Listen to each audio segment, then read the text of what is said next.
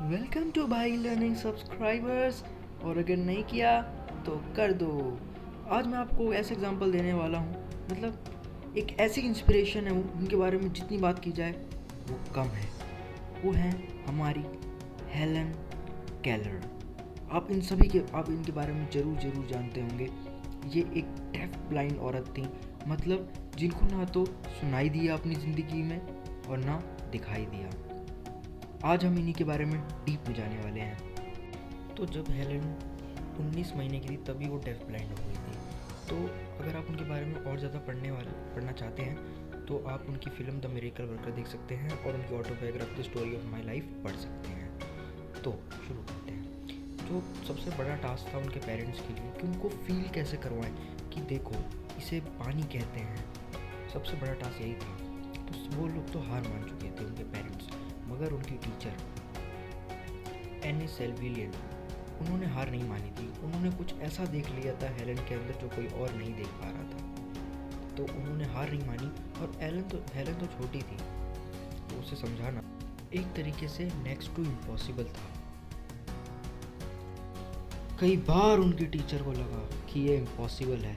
कई बार हेलन को लगा कि ये लोग क्या मेरे साथ कर रहे हैं, मेरे से नहीं हो सकता। मगर वो हार नहीं मानी। उनकी टीचर उनको समझाती गई, उनको आगे बढ़ने का रास्ता बताती गई। कई सारे परीक्षणों के बाद बहुत सारे फेलियर्स आए, मगर वो नहीं रुकी, वो चलती गई। लग रहा था इम्पॉसिबल है, मगर ये पॉसिबल था, इसलिए वो रुके नहीं। मंजिल तक भागते रहे। और फिर एक दिन इतनी सारी कठिनाइयों के बाद भी जब वो हार गए थे एक तरीके से, तब उनके टीचर ने उनको फिर से बोला, अरे उठ, अभी तो शुरुआत हुई है। फिर से भागे और रुके नहीं जब तक मंजिल ना मिल जाए। चलते पहली बार जब हेलन को इतनी सारी चीज़ें सिखाने के बाद जब पहली बार उसके मुंह से जो शब्द निकला वो था वाटर।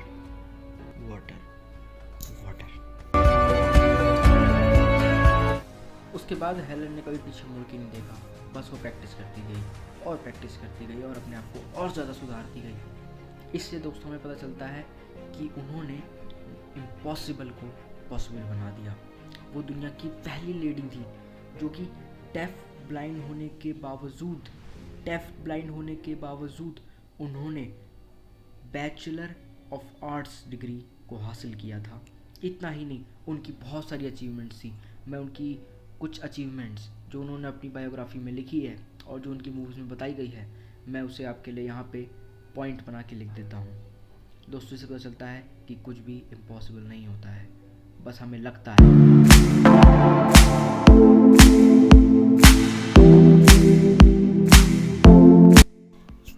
थैंक्स फॉर वॉचिंग मेरे दोस्तों।